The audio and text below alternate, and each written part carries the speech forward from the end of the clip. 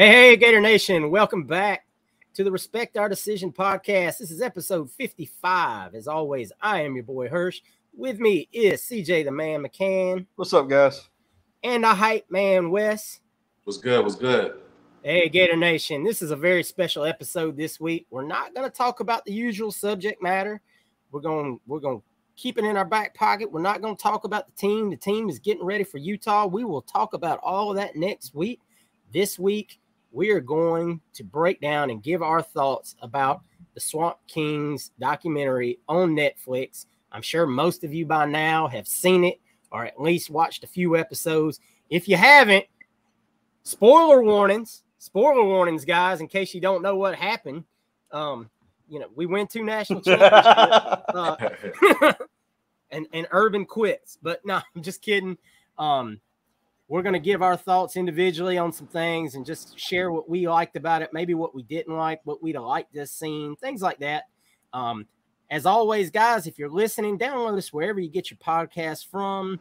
And if you're watching on YouTube, if you would mind, subscribe to the channel, drop a like on the video, and drop a comment down below and give your thoughts on what you thought about the documentary. And by doing so, you'll be entered into our giveaway for the month for the Swinging Gator golf hat from our good friends at Alma Mater. That's all you got to do. Subscribe to the channel, drop a like, leave a comment down below, guys. We can't wait to hear y'all's opinions.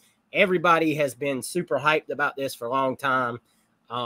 It was really good yesterday, guys, on social media to see all Gator fandom kind of band together on this subject. It doesn't, happen a whole lot where we all come together and agree on a whole lot of things. But yesterday was really cool because everybody was just reliving those great moments. 06, 08.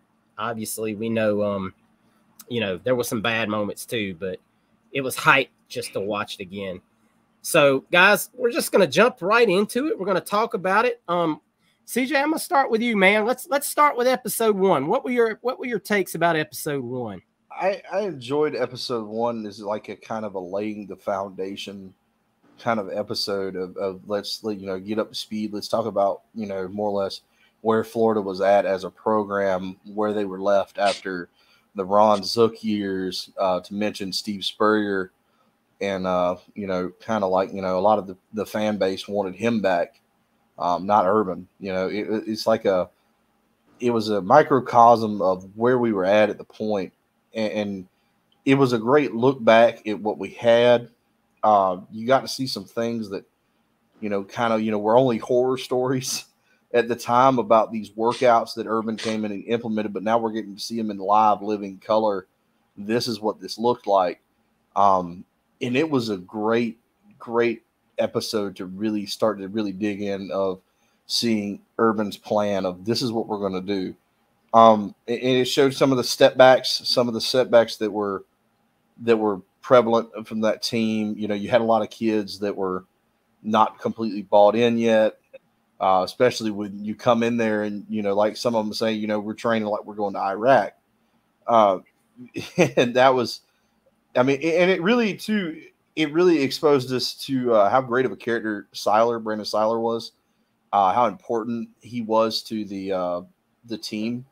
He's kind of a guy that I think gets lost in the shuffle that we don't talk about enough, of how important he was to take that locker room and really cement that middle linebacker position at the University of Florida as being the leader on the team, and to really have a guy that had been there come in and accept what Urban Meyer was doing early on and say, okay, I like this. This is what we're going to do. And I'm going to buy in, and I'm going to try to get everybody else to buy in with me. And it was really important.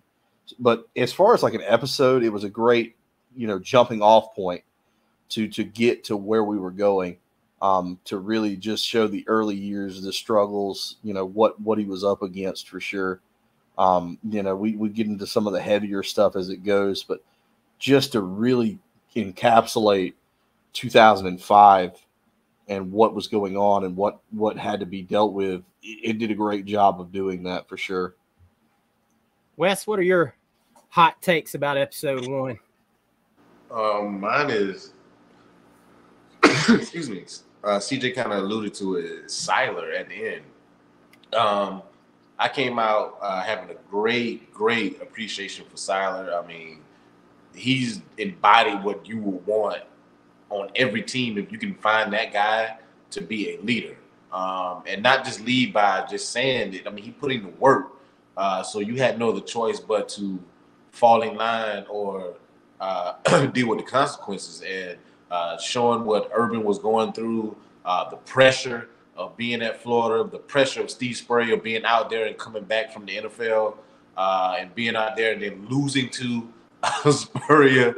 And now you have so much more pressure because now you got to play him again in the swamp, and then him thinking, I think the fans want Spurrier to beat me here in the swamp. That was funny, and it's probably real. And he said that's how his warped mind thinks. But and he could have been onto something because Spurrier created a monster here in the '90s.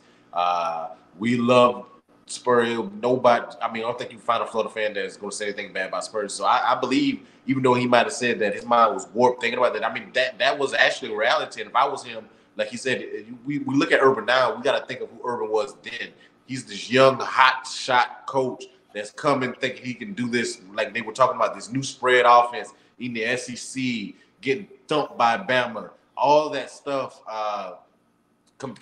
It kind of messes with your confidence. Like, can I do this? This is different. I'm not from here. I think Paul Feinbaum mentioned, like, you got Dan Mullen from up north and and then you got Urban from Ohio. Like, they have no understanding of what we grew up loving our entire life, and to adapt and to talk about that, to see his maturation, and not really maturation because we'll talk about those things later. But I just loved seeing what he was going through at a young age as a young coach, dealing with all that pressure. But Siler, I came out loving Siler and having a new appreciation for that guy. That guy, Siler is different, man, and I loved everything I heard him say and saw from him on the show. It was really telling when Urban says, I thought I knew what big time football was, and then I get here. And he said, I learned what big time football was. Everybody was bigger. They were faster. The way they hit just made a different sound. Yeah. And I think that was really true to the folks outside of the Southeastern Conference. Years ago, Will Muschamp talked about it. When he was at Texas, he said, I know all about it. It's big time football. I'm a coach at Texas. I understand. And he said, until you get here, you don't really understand what you're up against, because this is life or death. When you're winning at Utah, it's great. You're playing some big games, but when you come here, you're expected national championship or nothing.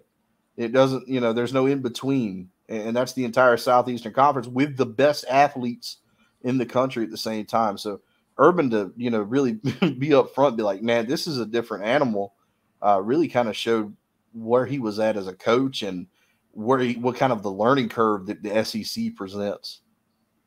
Yeah, my thoughts were, like y'all just said, that really, what they quietly did in that first episode was they really said a lot about Florida's fan base without saying, hey, Florida's fan base, we have a big expectation. They did say that, Spurrier set the table really well for that. But you're talking about Urban coming in and being under this pressure immediately. And what we don't realize even to this day is what Urban did set the table for our expectations going forward. I mean, yeah, he had a first season where he had a kind of a rough go. I mean, it wasn't terrible, but he had some rough losses. But even then, like, he goes in and loses his first game, and we're still ranked number 5 in the country. I mean, Billy Napier was never ranked in his first season, he never even sniffed number 5 in the country.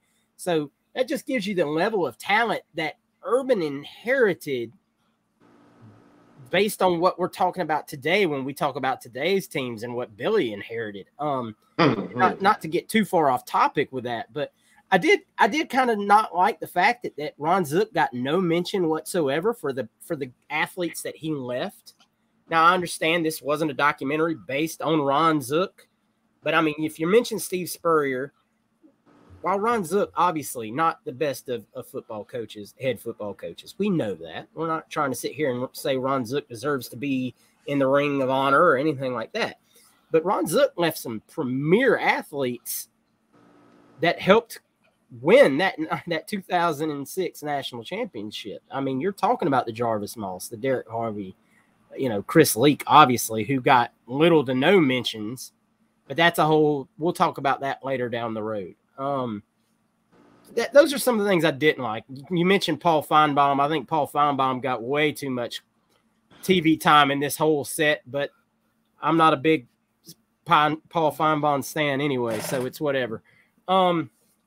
But it was just very interesting to see how they set up the adversity that a new coach walking into the swamp and the pressure that they immediately feel. And, it gets lost in the call. Oh, if you pay a coach millions of dollars, they should deal with that pressure. And that's, that you're right to an extent, but the human psyche can only handle so much. You're walking into a restaurant and getting booed after you lose your third game of the season. Imagine just today, like, once again, not to segue too far off topic, but what a Billy Napier feels after, going 6-7 and he goes into Spurrier's or somewhere in Gainesville. But something that they did mention is, and this actually was from Paul, the best way to cure that in between is good recruiting classes. And they mentioned that. What do you got to do to put fans' mind at ease? Go get some big fish on the line. Tim Tebow, Brandon Spikes, all those guys. That is how you get through the winter after a season that's not up to standards to get to the next season and give the fan base hope. And, of course, they introduced Tebow, and there's no need really to go into that. We've heard Tebow's story 1,000 times. We're all very familiar with what Tebow did at Nice. I did think it was funny how he said he got off the plane and the bag handler was saying, hey, go get Tebow. And the next guy was like, hey, go get Tebow. And people behind the fence were like, go get Tebow. I really thought that was kind of cool how they, they said that's how Urban got introduced to Tebow. I'm not sure how true that is. If you're a big-time recruiting coach, I have to imagine you probably already knew who Tim Tebow was by then. But like you said, CJ and Wes both, a really good setup for what was to come. And then we jump into episode 2. And CJ, I'll once again start with you. What were your thoughts going into season 2, in episode 2, not season 2, obviously? Well, a little of both. Episode 2 to me is like this really, it's just the way the Florida timeline plays out. If you go through 05, which is a rebuild year, to immediately go into a national championship season is like a complete turnaround, smack in the face. And you look at it that way. You talk about the Auburn loss. They talk about how upsetting that was because it wasn't a playoff back then. You lose a game and you got 2 or 3 teams in front of you that are undefeated. You're not playing for a national championship. So we needed, you needed the help. You had to get guys' minds right. It would seem that, they would get on a hot streak and you have to refocus a lot of times. And, you deal with that with these kids. They talk about, Spikes coming in for Seiler when Seiler was injured, trying to play through an injury, which was a really big time for Brandon Spikes to come in and kind of prove himself as being a young freshman. A lot of good stuff there too. Just the idea, talking about how we're going to use Tim Tebow, Dan Mullen going over the offense that they were going to run, but they needed a quarterback who could run the ball, he could throw the football. How advanced it was for back then. Now it's nothing. Now looking at an offense like that is just par for the course. It might be one of the more common offenses that are run now in football in general, in high school, in college, where you take, this supreme athlete, you let him play quarterback, you use your wide receivers with the handoffs, you let the running backs, use the handoffs, they throw the football, they catch the football. And they kind of touch on Chris Leak a little bit, and how, and Chris was much better than the documentary gave him credit for being. Absolutely. And I think that was one thing people were really upset about. But and in the sense of what they're saying, Chris Leak wasn't exactly the quarterback for the system that they wanted. Chris Leak was a great quarterback. He was a senior. He'd been there. The guy was battle tested. He threw for 11,000 yards in his career at Florida, one of the best we've ever had. And he just wasn't a fit. So when they added Tebow, it added something to where we've got this entirely different package we can run now with Tim Tebow. And that was a cool story to build on. Is we have this guy, this Tim Tebow, and he's this phenomenon.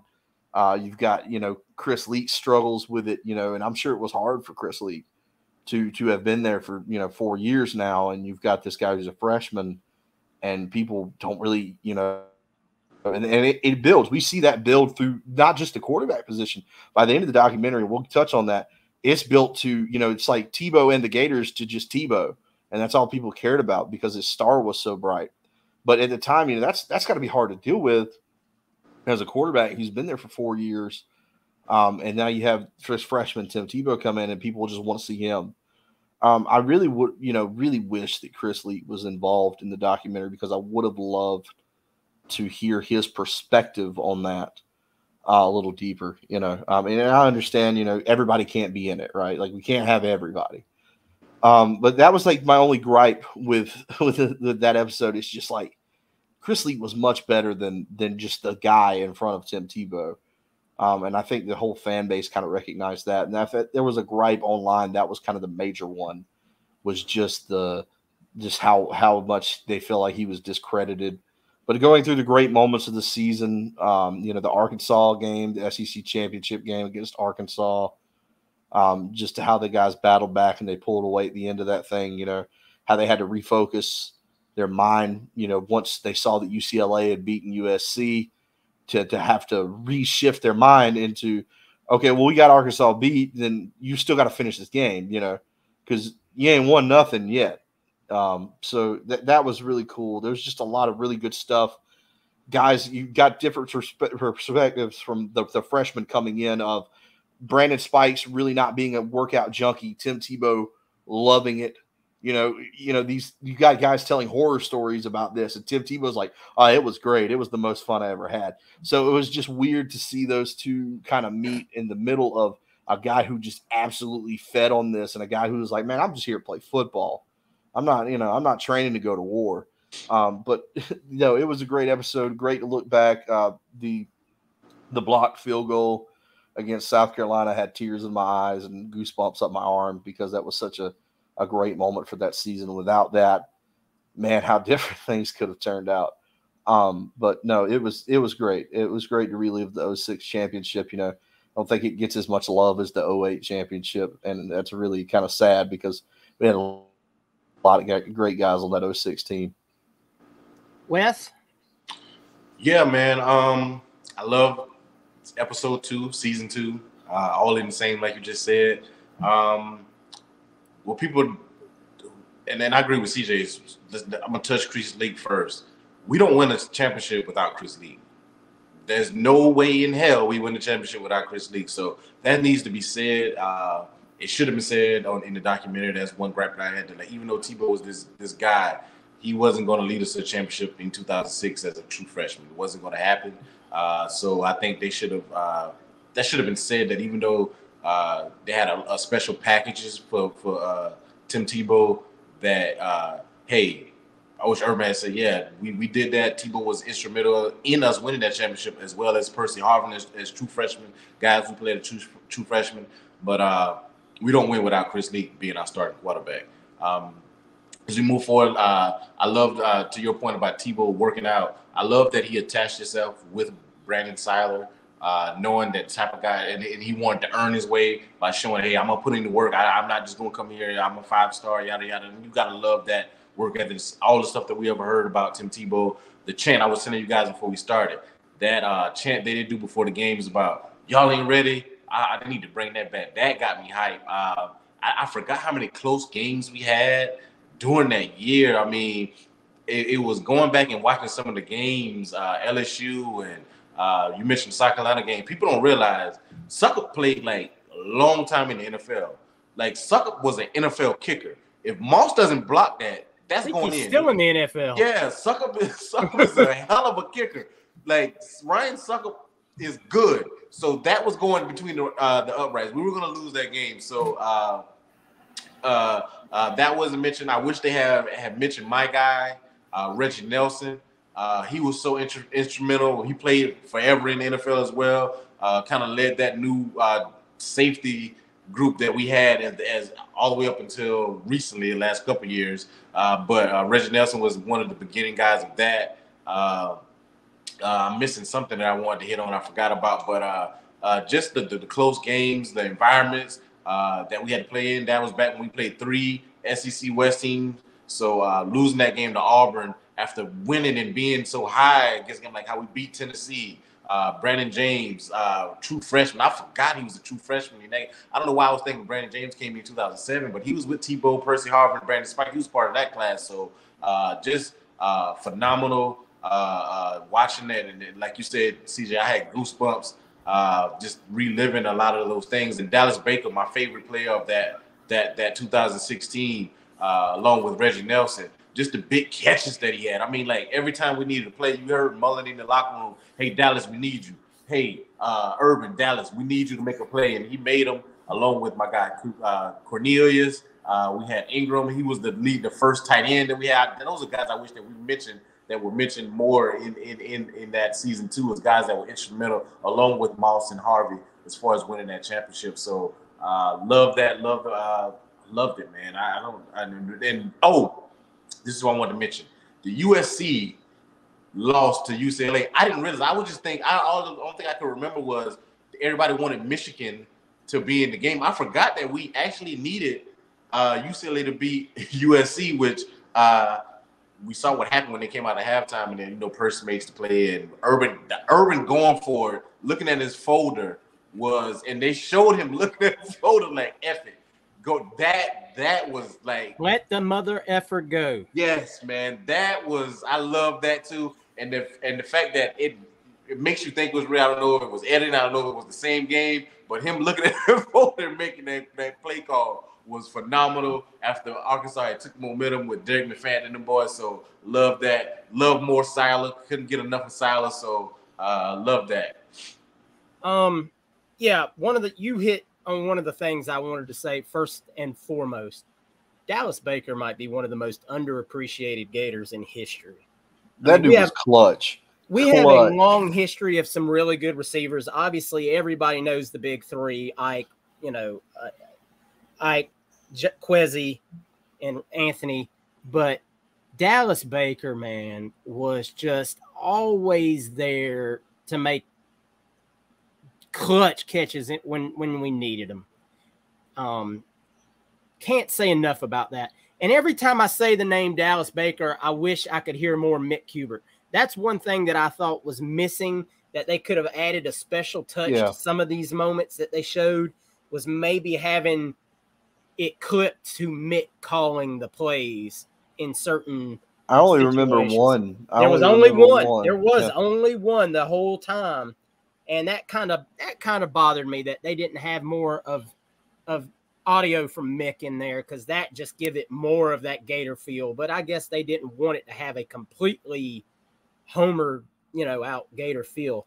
Another guy, Wes mentioned Reggie Nelson not getting a whole lot of pub in this, and that bothered me. And like CJ said, you can't have everybody, and I'm not expecting them to interview everybody, but maybe at least say their names. And another one to me that I never even saw him on any of the video was Earl Everett. I thought for sure when they showed the national championship game in 2006, you would have seen, they're playing War in the background, and I'm getting hyped up, and I'm like, any moment now you're going to see Earl Everett chase down Troy Smith with his helmet off, and they don't even show it. And I'm like, well, that's kind of sucks. But once again, you can't squeeze everything in there. I understand. You get no mentions of Harvey and those guys and Joe Cohen and McDonald. I mean, as Gator fans, we can sit here and name off almost everybody on the roster. It's not that hard. But there was just so many people that were instrumental in that. but maybe since they weren't Urban Meyer guys, you know, they don't want to mention them in this because it's so centered around Urban. That's the only theory that I can really come up with that. Something else, and y'all both touched on that I really wanted to talk about was that I started thinking about because of this was moments like UCLA beating USC for us to bounce into the national championship is what makes college football so much more special to me. Because of the things that it takes, the luck that's involved, all those kind of things. You're talking about for us to even make the national championship, you got a guy's ring finger blocking a kick has to happen. You got a win by UCLA over USC when USC was a dang good football team. The jump pass to Tate Casey in the back of the end zone. You're just talking about, you know, and let's not forget that was the second kick Moss blocked in that game. Yeah.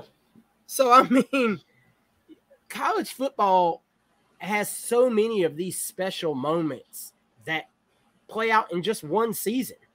Where at the NFL, if you think back over, you don't think about, those incredible moments that made it for the Chiefs to win the Super Bowl last year. You just don't think of it like that. I mean, you know, there's a few moments in time like the immaculate reception and stuff like that, the Brady Tuck game and stuff like that you think, oh, that was a changing play in history. But in college football, in any given year, you could have a number of those plays happen. They kept mentioning it in Paul mentioned it, Urban mentioned it, Seiler mentioned it, all the players mentioned it. You lose one time, you can't lose again. And that's to allude to your point. It's life or death week in, week out. You have to. You lose one, that's it. Now you like you just said, we still might not get in with one loss. Oh yeah, and you brought up Michigan, and that was the thing that they didn't even really mention was there were people as soon as the SEC championship game was over, it was like, well, Florida's still not in. It's going to be Ohio State, Michigan again. Yeah, because Michigan, they were 1-2, and everybody had this classic game. We want to see a rematch. Yeah, everybody wanted the rematch because nobody had thought too many we close belonged. games. Nobody so we had a lot of thought close we belonged games on the same field with Ohio State. Nobody, and they did hit on that, and I'm glad that they did. That everybody was like, oh, they're going to take care of business, and Florida's going to get beat. What's that, Wes? One last thing. When Silas said he grabbed Urban after Ted Ginn ran that kickoff back and said, if we can't score 7 points, then we don't need to be here. I hadn't said anything about Brandon Seiler yet. Y'all both had hit on him. Let me tell you right now. I love it. When we were 40 days from kickoff, I posted a picture on our social media that we were Brandon Seiler days from kickoff. And that's because I've always loved that dude. I thought he was an absolute prototypical beast of a middle linebacker. I didn't know he was like that, like you saw in this documentary. Like his stories, you're laughing. He's talking about his parents coming in episode 1 and meeting Urban and his mom, and they've been drinking.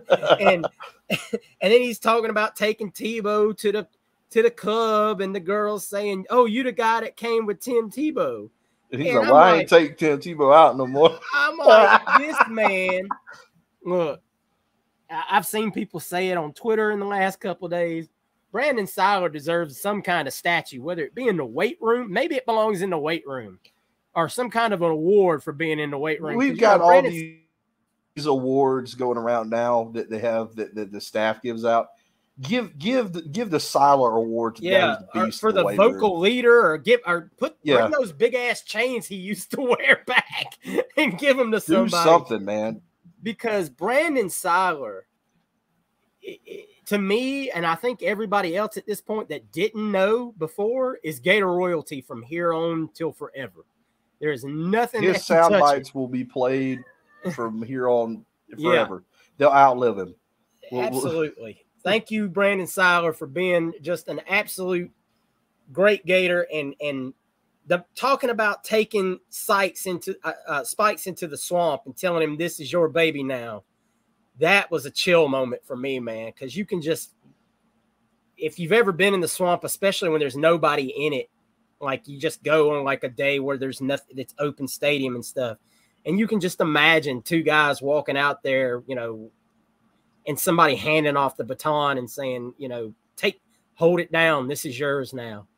And it's just, oh my God, man, what a powerful moment that was. And I'm glad that Spikes took that to heart and took that ownership of that like he did, because obviously you saw he struggled with it for a minute. He was Brandon Spikes. I didn't really realize he struggled struggled with some of the stuff that he did of not wanting to do workouts and all that. Because all we ever really thought of Brandon Spikes, at least myself, maybe somebody else knew, was that he was a dog. I mean, I always thought he was a dog. Yeah. But to hear story. He said I was immature, but then coming into this junior year, which we about to get into now, he went, like Tebow said, we saw a different Spikes. He didn't do it because he loved it. Yeah. We'll talk about that. You see him in the weight room look like he's crying, and then Tebow look like he's Ben Stiller from Tropic Thunder in there working out with war paint on and all. Yeah, man, I'm telling you, what a time. All right, guys, episode 3. Jump right into it. Obviously, we know we go into 07. A lot of talent coming in. Obviously, I think probably is the best recruiting class Florida's ever signed. Full of guys that you all know their names. We don't have to sit there and break it down. I mean, some more famous than others. But CJ, kick us off, man. What were your thoughts on episode 3? I love the idea. 2007 in a microcosm was the wildest year of college football that has ever existed. 2007 was just nuts. You had the number 2 team that would get beat every week. You didn't know who was going to be the national championship, who was actually good. West Virginia losing to a really bad Pitt team, and they don't go to play for a national championship. LSU with 2 losses, they get into the national championship. And it's only fitting that we have an up and down crazy year in 2007. Just a wild year of just trying to learn your team. And it was very telling at the end of the last episode, 2006, Urban Meyer wins the national championship. He says, look at my dad. And I said, wow, I won a national championship in Florida. Now for the rest of my career, I can do this and just have fun with it. And that he says, that was the dumbest thing. He's like, because it was the exact opposite. So you go into 2007, you're high, you're just higher than you've ever been. You've got, all these moments, Tim Tebow going into Death Valley with these people, calling him on his phone, threatening his family. I remember that. The defense just, and Spikes talks about it where defense couldn't stop a nosebleed because it was like Tebow had the offense and he was the vocal leader on that side of the football, but he needed a second one. He needed Spikes to step up and become that leader on defense, and Spikes hadn't done it yet. And he talks about, having to have a real revelation is I've got to do this. And it's not because I want to, or I like to, because the team needs me to do this. And that was really good of Spikes. And it's something that you don't see a lot of for people because, you've got this mindset of I'm going to get mine, I'm going to go to the league. I don't care about any of this. It's easy to just say, all right, I've got a national championship now. I can just hang out. And to have a change in the mindset and be like, I'm not going to do it that way. They talk about the recruiting class that came in that was just monstrous. They talk about the class before with Tebow and Percy, but this one was just as good with Urban bringing in these guys. The 2007 season wasn't a great season for Florida. You finish off the year with Tim Tebow winning the Heisman, having the magnificent game against South Carolina. Just absolutely doing a lot of great things, and that kind of helped, take some of the bitter taste out of the season where you lost a game to Georgia that was a joke. We'll talk about that in the next one, but the stuff like that, and to go into the next season, they talk about some of the difficulties you have in the 07 season with a lot of the players. This was kind of what people were like waiting on, like, oh yeah, here we go.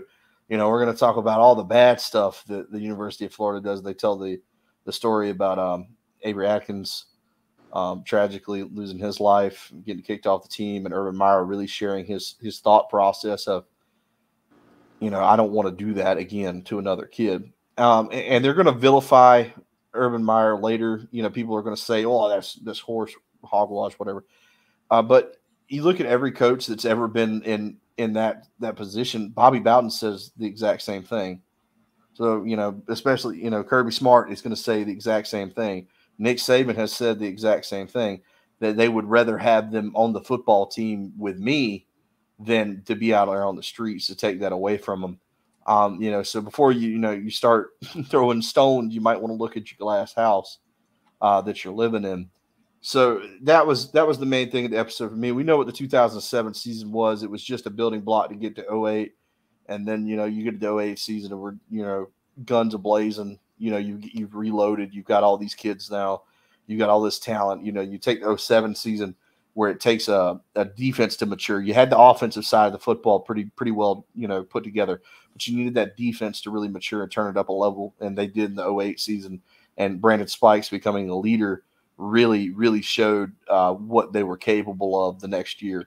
So 2007 was a great year. I love all the sound bites from Carl Johnson.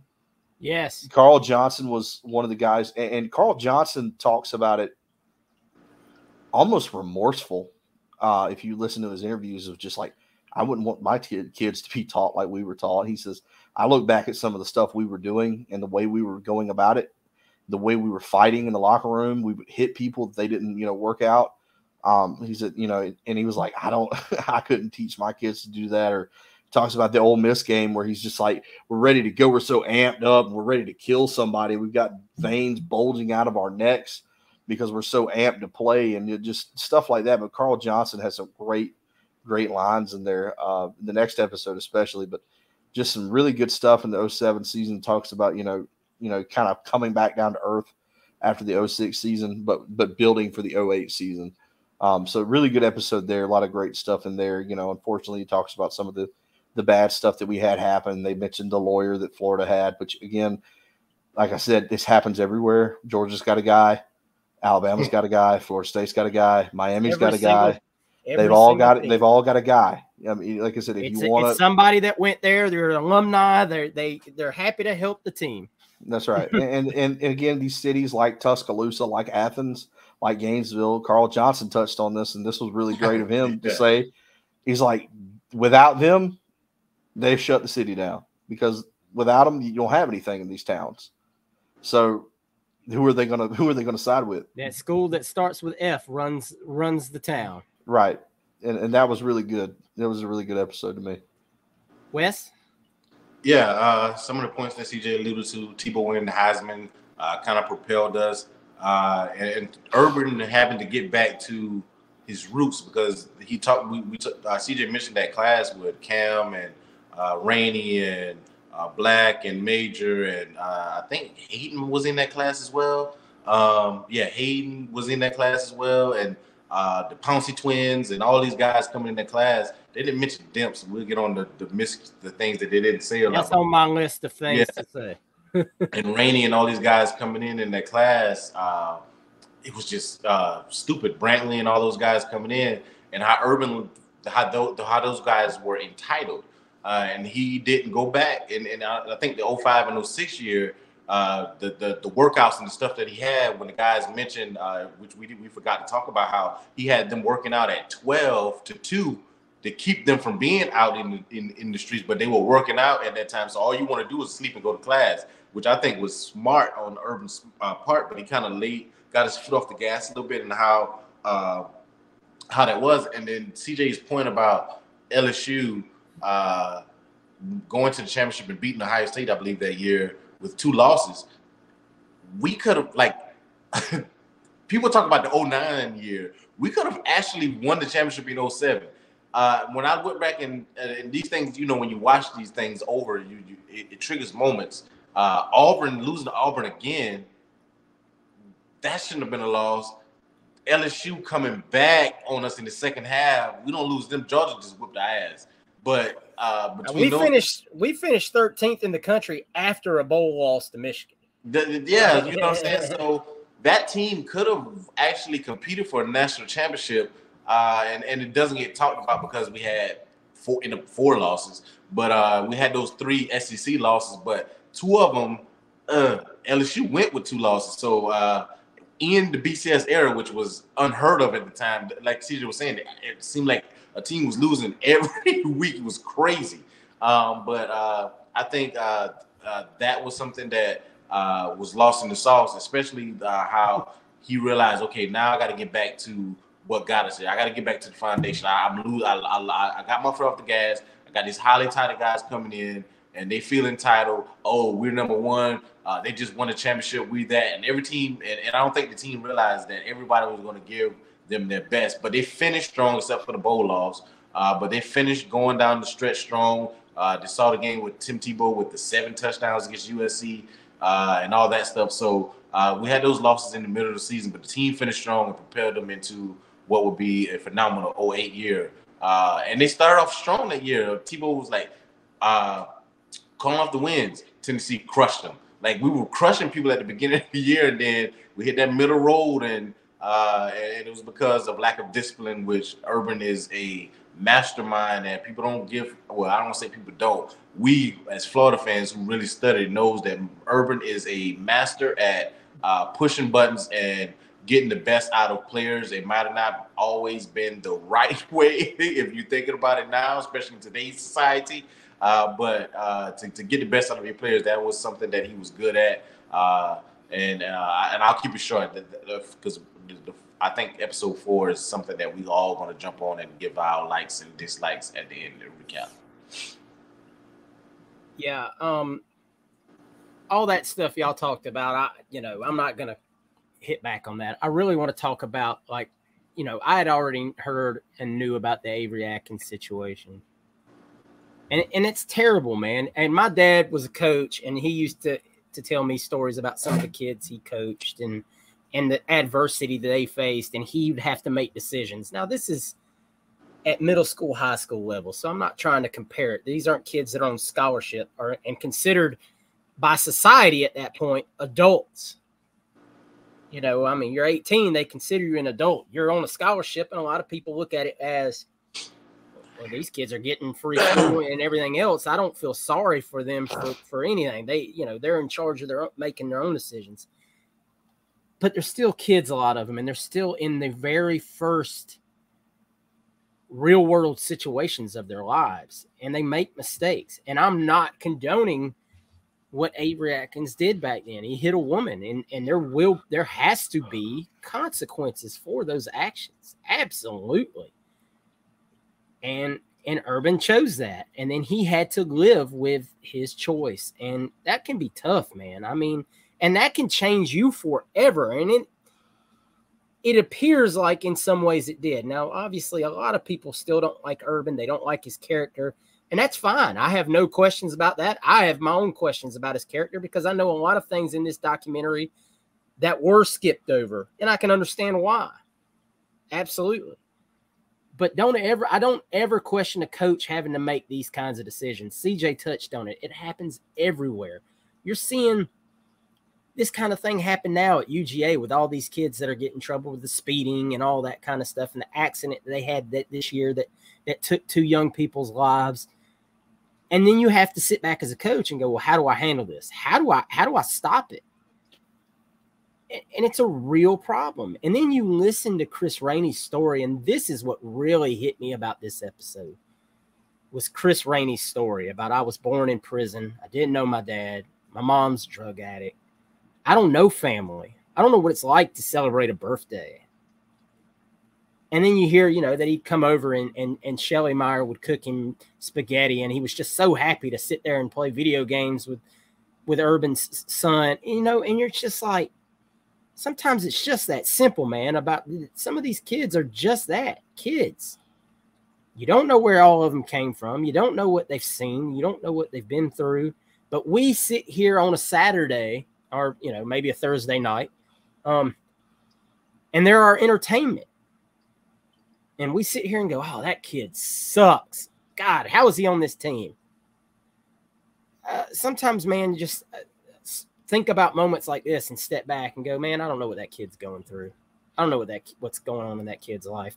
And I'm not saying you should be like this about everything. I'm just saying that some of these kids, man, you just don't know. I mean, they're dealing with stuff in their lives that the pressures. I mean, that's the one thing they talked about it over and over again. The SEC pressures, week in and week out. You're out there in front of these fans. They could walk into a club tomorrow. And Tebow talked about it with Aaron Hernandez. I believe it was in episode 4, and I don't mean to skip forward, but it kind of pertains to this, where they're just throwing racist comments at him to try to start fights with him. I mean, come on, man. I know we're fans, and fan stands for fanatic, but sometimes we got to be better as people too, and understand that these are just kids. Now, if they bring it on themselves, sometimes I understand. I mean, it is what it is. You have to make good decisions. If you've been given multiple opportunities at some point, it is what it is. But I'm off my soapbox. That just really struck a chord with me. That was really what I took away from episode 3, was that part of it. And everyone won't agree with me, and that's fine, and it's understandable. But that was just kind of my biggest takeaway. All right, guys, let's get into episode 4. The 2008 run, obviously one of the greatest times to be a Gator there is. CJ, I'll start with you once again. Kick us off, man, and what you thought about episode 4, season 08. Great. Again, another great episode, a great conclusion. I would like to see one more episode, I think. And then we'll cover that in a second. I think there was a 5th episode that should have been there. Maybe a future add-on. Yeah, I think, but there was a lot of good stuff in the 08. Namely the first thing that jumps out to me is the Georgia game, where Brandon Spice is like, everybody's telling me, you've been thinking all year about Knowshon Moreno. He's haunting your dreams, and he just stops. He says, I have. And that was like, ooh. And he comes through there and he hits Knowshon Moreno, and they just absolutely maul Georgia from then on. But there's some good stuff in there. They talk again about the Ole Miss game, and the promise that Tebow makes about how, we're going to play. You're never going to see a team play as hard as this team, and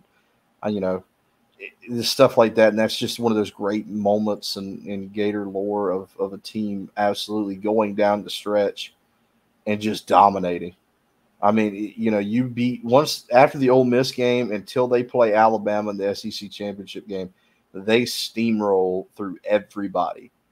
And that was a time to be a Florida fan with these guys absolutely just playing their hearts out.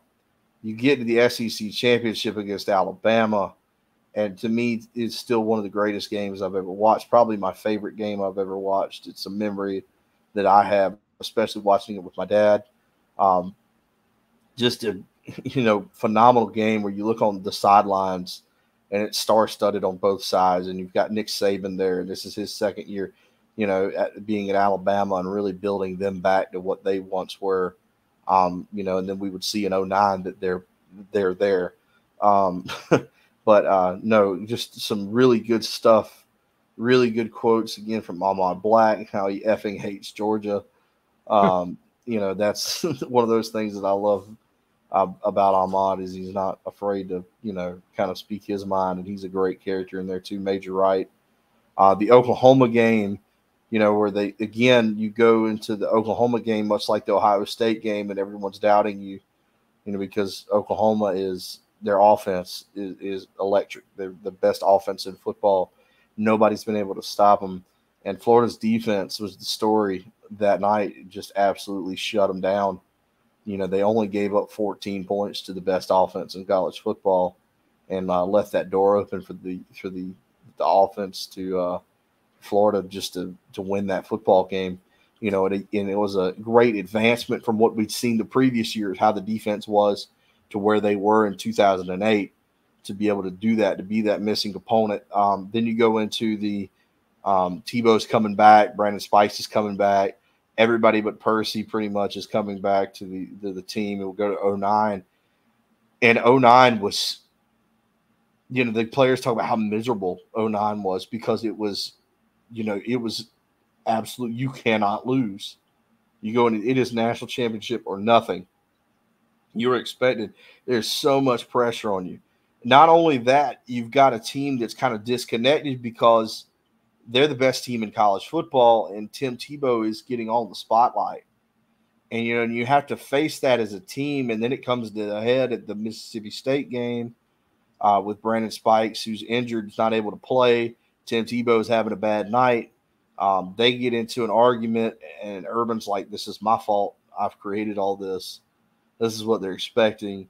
You go to the Alabama game, and I saw somebody say, "Oh, Alabama was just better than you that night." Yada yada yada. When Tim Tebow said they were just hungrier and they wanted it more, and I think that that's fair to say. I think that I don't think Alabama was that much of a better team than us. I think that definitely Florida could have won that football game. I mean, it was just they wanted it more. They did. I think they wanted it more. That you had a team to Alabama that nobody expected to win the game, even though they were undefeated. They were number 2 in the nation. Most people expected Florida to win that football game, go to the national championship. Alabama was, on the run of a dynasty, and they're just getting started. And they really, again, they didn't have anything to lose. They were like, we're going to beat Florida. And Florida's, you got these guys who basically playing so tight over there on that side of the football because they don't, they can't lose. There's so much pressure there, and pressure makes diamonds, but it also busts pipes. And that night the pipe busted. It was just like, it was so much. They didn't mention anything about the Sugar Bowl, but they did mention Urban resigning. Then he decided he wanted to come back.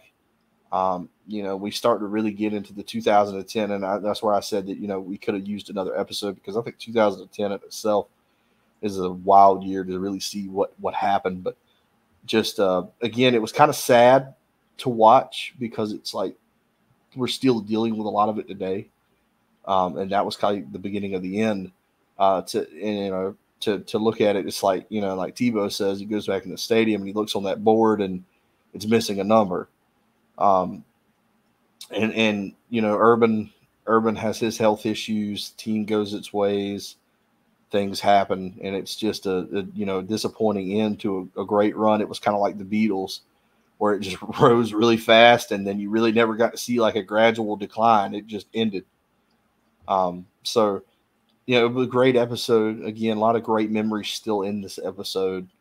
The 2009 season by itself is a great season. We didn't have a college football playoff to lean on when we lost in the SEC championship game, unfortunately. So, then again, just a sad ending to a great time, but a great documentary. A lot of the guys look back on it fondly, where they've come as men. To look at these guys now, all these years, 15 years down the road, where they're all at, their prospective careers. Just some really good stuff there. A really good understanding of how much pressure and how hard it was on this team. And I think that kind of gets lost sometimes because they are people, at the end of the day, you're still people. There's still that human element. And they talk about that in the weight room earlier. You still got that human element that's going to tell you to quit. And it just got to be too much. All right, Wes. 2008 season, episode 4. Give us your breakdown. I'll start with 2 key points. The end, I'll go to the end of the championship and I'll recap after that. But the end, after we won the championship against Oklahoma, this is the pressure that we as fans, and I'm going to include myself in it because I want to win every year. I want to be what Georgia has become, what Alabama has been, what Ohio State is. That's just us as Florida. And it was so much pressure that Urban didn't even get to enjoy it. He put this in his book, and I knew about it for years, but he said it in the documentary. He was texting recruits while the team is in the locker room celebrating. That's how much you get when coaches. That was literally when coaches say, "Okay, we're gonna enjoy this one tonight, and we're gonna move on tomorrow. We'll get prepared." He didn't even enjoy it tonight. He's texting recruits. You see what we did. That's the pressure of coaching at a big time university, as we think we are. We we've all had our own documents and statements of this, that we're not that team, that era that we were in the documentary that we just that is chronicle now. But to see that he had to do that, and then the Tebow, Brandon Spikes fight, and teams picking sides, and what Urban said, he said we could win 28-3 while you're only beating by 40. That's how much pressure that team was going through in 2009. As far as they were winning, but it was never enough. And we have to sometimes check ourselves and be like, okay, yeah, we should win by, and to me, and that goes to, and I'm probably getting ahead of myself with the likes and dislikes. I didn't like that they didn't put the fact that Dan Mullen left that year as well, and that to me changed the trajectory of that team as far as offensive. We as Florida fans know that, who watched that team back then, knew that our offense didn't look the same with Adazio coaching. And I don't think Urban or Mullen wanted to, other players or Tebow wanted to say anything about Adazio in a bad manner, but he was the offensive coordinator that year, and the offense didn't look like it was. The defense was still stout and did what it was supposed to do, but the team was divided because of that Mississippi State game, the pressure of trying to win back-to-back championships. It was a lot there, but the 2008 season was phenomenal. They were blowing everybody out. CJ, I know you were kind of younger than me and Hirsch. We're not that old, but we remember that old game. And then I asked you, Hirsch, as an older guy watching it, you know how like you watch your team play and the turnovers in that game, like I think Percy had a fumble. Tebow didn't get like they were saying that Tebow never not gets this. I felt bad watching that game. Like, like when you have a dominant team, you're like, something's not right. So that game was just crazy. I was like, I think we're going to lose, man. Like, something was not right. It was a scary game, man. I was sitting there. That was the first game I watched where my son was old enough to watch a football game with me. And, he was 7 at the time. So he's old enough to kind of understand a little bit now what's going on.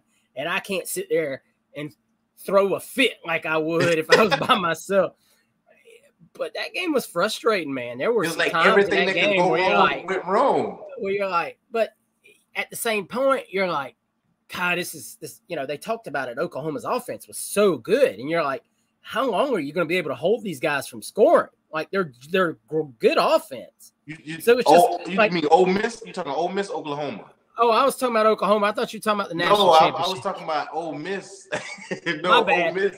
The turnovers. No, that game was one of those games where it was like, oh, we're just meant to lose. That's what I mean. Like, and it's like, nah, there ain't no way. It was like fate wanted us. When I saw Percy fumble, who's like the best player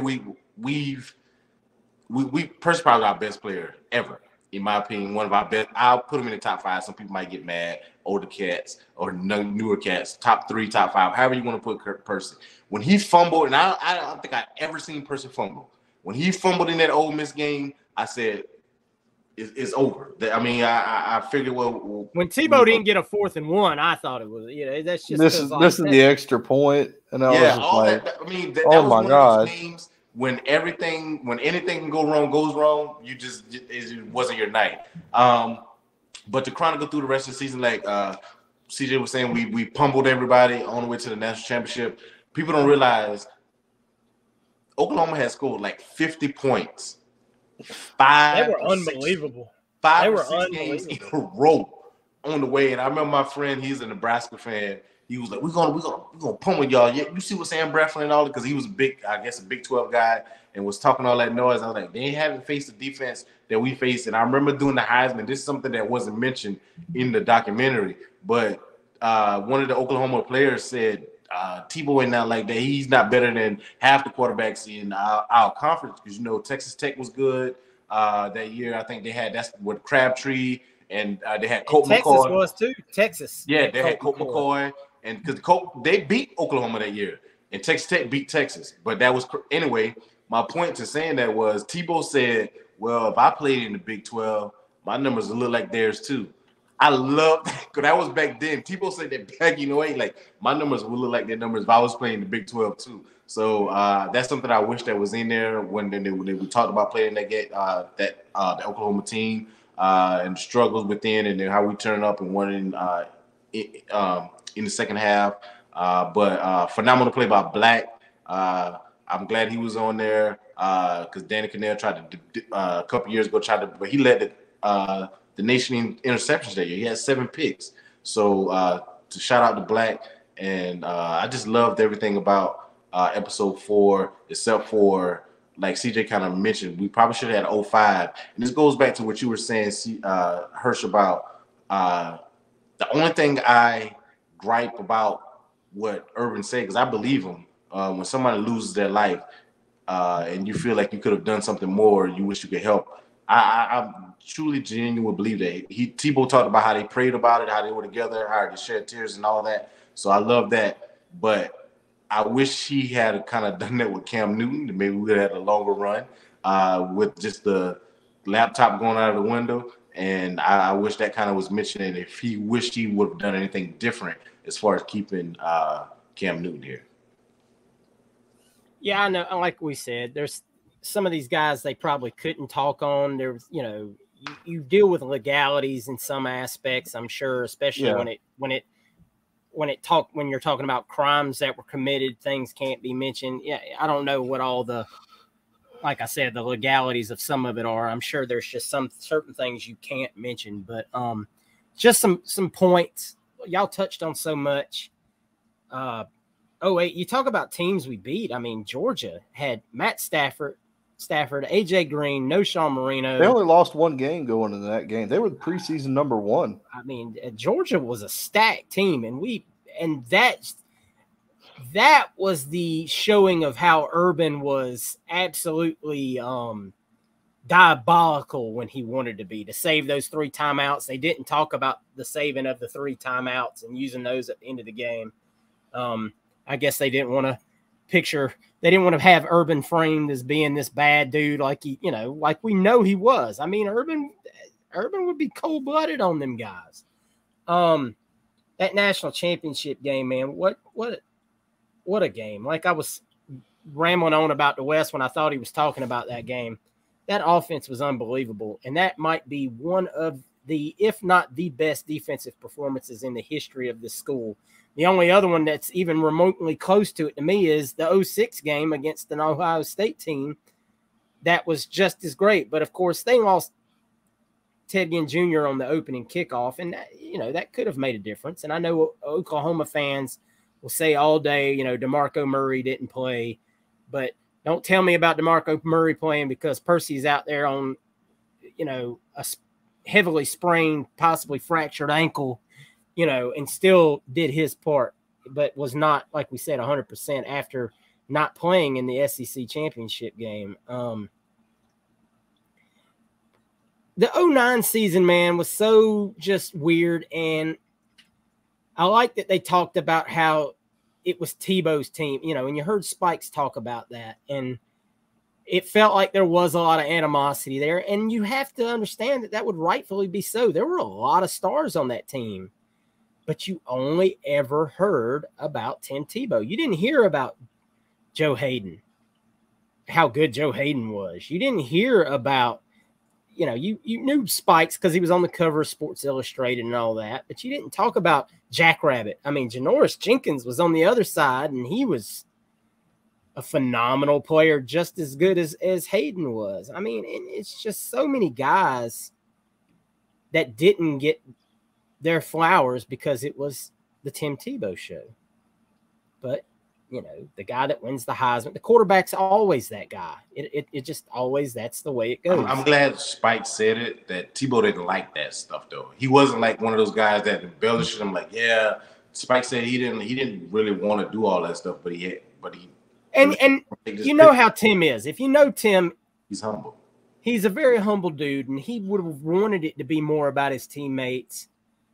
But once again, it goes back to what I said last episode, man. These are still young men in life. Like, you can't put yourself in that young man's shoes and say, how would I handle it if I was the Heisman Trophy winner?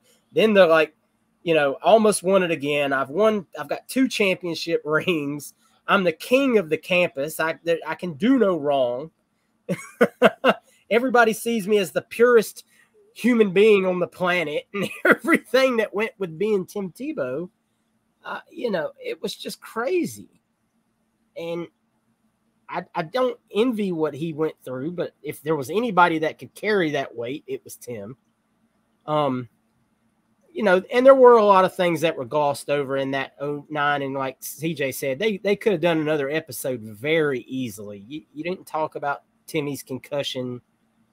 You didn't talk about Dunlap getting the DUI before the Alabama game, which I still to this day feel like kind of sombered the mood of the team going into the game. There were a few things that were glossed over that I thought could have been covered that wouldn't have added that much length to it. But even like Mullen leaving, all that stuff. Well, you know what? You notice this whole episode, I haven't even mentioned that man's name. I know. I haven't mentioned that man's name because even hearing his voice during the show was like, oh God, I know who that is. And I don't, because you heard his voice before you even saw his face. And I was like,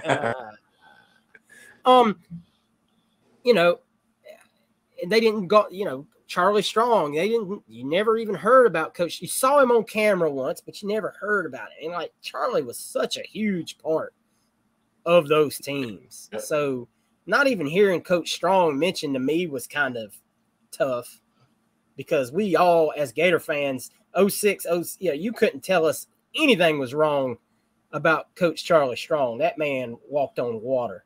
So it was a good wrap, but I feel like they rushed it to a close. Like CJ said, there could have been an easy 5th episode, even if it was a half hour, and really kind of wrapped it a little bit better. So I don't know what the reasoning was there. I don't know what we know, there are clips of things that they talked about that they just didn't put in the show. Oh, they said they had 650 hours of tape. That's what I'm saying. So, it was wild, the stuff that they said they found under a desk somewhere. It was all old tapes that some graduate assistants had shot or something like that. And that was what's added all like the mat drills and stuff you saw in episode 1. You didn't see that stuff back then. No. That's just commonplace now. To see kids lifting weights because everybody's got a camera in their hand now, it's commonplace to see it. But back then you didn't see that. So to now see this footage is an insane thing. And that was probably one of my favorite things about the whole documentary.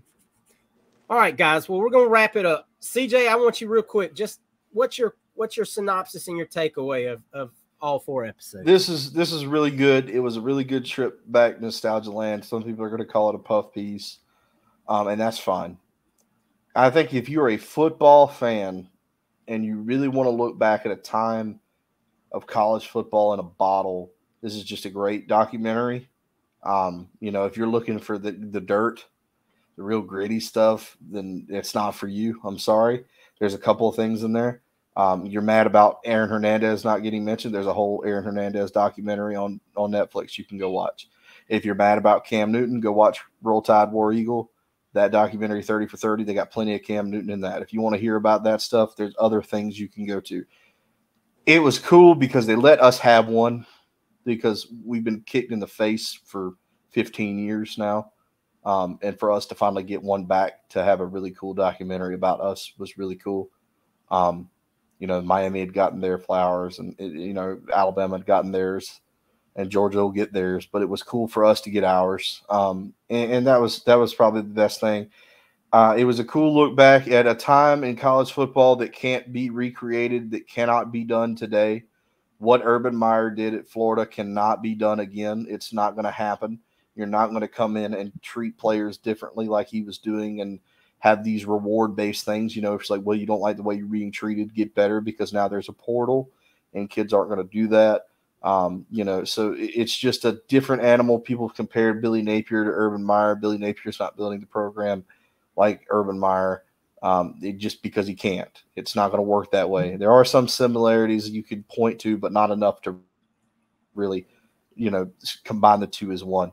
But no, it was a great time, great documentary, some great clips, great sound bites that we'll use forever. and I really enjoyed it. But like I said, if you're looking for a hit piece on Florida, I'm sorry, this ain't it. Let us have ours. You know, and I understand that this is just a horror film to FSU fans and Georgia fans because this was their nightmare scenario. And Georgia, you're getting yours back because we're living in it ourselves. So, but it was great. I had a lot of fun. I cried. I laughed. You know, I got mad at certain things, and it just felt good to relive my childhood, which was watching Florida be the most dominant team in football. All right, Wes, give us your wrap. Yeah, I'm gonna treat my superstars like superstars, and I'm gonna treat my. I love that. I love that line. I love that. And one thing I failed to mention was in the OA season, I think I rewinded and watched it like 4 times, and I kind of saw it online too when Spikes told Sean Moreno, "I'm gonna be here all effing night." And I got chills. I rewatched it. I hope Miles Graham watched it. I hope all our linebackers watched it. To me, we always talk about how old recruits were when we were us. We've mentioned and chronicled, and I mentioned it earlier about fans. We are not that. That's not us anymore. The kids don't remember that. They probably were just being born when that happened. So my whole outlook on this, I'm glad that these kids are going to watch this. That's my takeaway. If these kids are they love football. If they love football, they're going to say, let me see what this documentary about the Florida Gators was about. What were they going through? What's the tradition there? That gives them a reminder of what and who we are. And yeah, we wish Percy was mentioned a lot more. There was some things said about Percy being the best player on the field. He wasn't playing the Alabama game. And what Tebow did with no Percy was phenomenal because you couldn't run the ball. And I think Carl Johnson mentioned it. Like, you can't run the ball on Bama. Same thing with Kirby and I at Georgia. You can't run the ball on Georgia. But I'm just happy that we're in the forefront of what, before the season starts, these kids are going to watch it. And I want them to see what we hold dear to us. And they like, yeah, I want to be a part of that. Like, you see Brandon Seiler, you see Brandon Spikes, you see Tebow, you see Harvin, you see what they were doing. Yo, especially the kids that we always feel like we miss on that said, Florida was my favorite school growing up. And we was like, that's a death wish, a kiss of death, because they usually go somewhere else. This gives them that nostalgia. So I love that. Love the documentary. I just wish some things could have been added into it that I found hold near and dear to my heart, like Spikes kicking the ball in the stands against LSU. But that wasn't there. But all in all, I'll watch it again. Yeah. CJ mentioned it. You might call it a puff piece, but I said this on my own personal Twitter page. If you thought Netflix was going to pay Tim Tebow to come on a documentary and it'd be a hit piece against Florida, you played yourself on that one. I mean, that wasn't ever going to be the intent of this. And it shouldn't be. I mean, you know, if you want to watch some of that stuff's out there. You know where to go find that stuff. It is what it is. Once again, I gave my thoughts about Urban Meyer. Do I like everything about Urban Meyer? Absolutely not. Do I think it's time for some people to let that hate go and put Urban Meyer in the Ring of Honor at Florida? Absolutely. It's past time. You heard about it this week. Tahira Mitchell said it on social media and in an interview that Urban Meyer told him to go to Florida when he was entering the transfer portal. I mean, he's still saying good things about us. He still thinks highly of Florida. Now, is he trying to work his way into the Ring of Honor and stuff like that? There's probably part of that. I mean, the man's trying to salvage some image. Absolutely. Can't blame him. I mean, if you had that career and you had made some decisions, you would probably be doing the same thing if you were in his shoes. It's just human nature. You know, you always want to right past wrongs. I do wish more Percy, but Percy made a decision that he, you know, not to be part of this documentary, and that's his own business. I love seeing the rap at the end with the guys around the campfire, you know, and hanging out together. Ahmad Black shared a photo of them that they had taken that day on social media today with all of them standing together, and it was just really cool to see, especially now that you know that Brandon Spikes is now back working with the team. It's just very cool to see that. I had some other thoughts. They've kind of gone by the wayside as we've talked about all of this. It's cool, man. It's really cool to see this. What's really cool, one of the things I did think of is to see how far the university has come. You saw shots from inside the locker room and inside the weight room. And you think about now we have the facilities that we have and the brand new locker room and the indoor training facility that we had no even back then. If it was humid and hot, you were practicing. If it was pouring rain, you were practicing. I mean, they didn't have those options. And those boys, so have today's guys gotten a little softer? Probably. Probably. I mean, they got it made. Daggum well, these boys that were in this documentary walk in there and go, y'all sons of bitches are soft. I'm telling you. And they got the right to say that because, these boys were practicing and doing things with, and I'm not trying to say, it's a major college university, but for a major college university was kind of bare minimum in some standards. I mean, our dorms even were, some people compared them to prisons. I mean, so it's really cool to see how far the university has come and upgraded. I'm surprised more people haven't said, oh, look, they're talking about how the Swamp was so awesome and now they want to revamp it and redo all this. And I'm just glad people have just kind of put that in the back pocket for now and just appreciated this for what it was. It was really cool. And it's cool to have it there that you can now go watch it whenever you want to watch it. If we lose a game this season and you get down and you're like, God bless, this sucks, go watch, episode 2 and remember the 06 season and get yourself hyped back up for Gator football. I want to say Billy Napier's, trying to build things the same way through recruiting. You're seeing it happen. Hey, man, it's just cool to remember that it can be done at the University of Florida. It takes hard work by all people involved, coaches, players. We're seeing it. Hopefully we start to see it on the field, guys. Next week, it's time to lace them up, baby. It's football time. We're going to lay some game predictions and total leather. Yes, next week. So next week we will be doing our season prediction. We'll be doing our first pick'ems of the season as we start to see who knows ball once again. Hurst got to defend his title. Obviously, CJ wasn't here for the full. He did 1 week with us. 1 week I did wasn't great. So. Wasn't great. So CJ's got a lot of redemption to do. Wes is going to start picking with his head, not his heart, so he says. We'll see. Program announcement real quick before we get out of here, guys. We will not be doing any more Pod of the People as through the season. We're going to go ahead and put that on the back burner for now. As you know, if you followed us last year, we do a Raw Reaction episode every week after the game where we give our takes on what went right, what went wrong, what we would like to see, what could be better, all of that. And so that will take the place of Pod of the People going forward until after the season. So, if you want to still ask some questions below, feel free to. If we got time on any weekly episode and we can cram in some questions, absolutely. We'll still do that, especially as it pertains to recruiting, because that's still our central focus. But right now, recruiting's kind of on the back burner. It's football season, baby. So y'all get hyped up.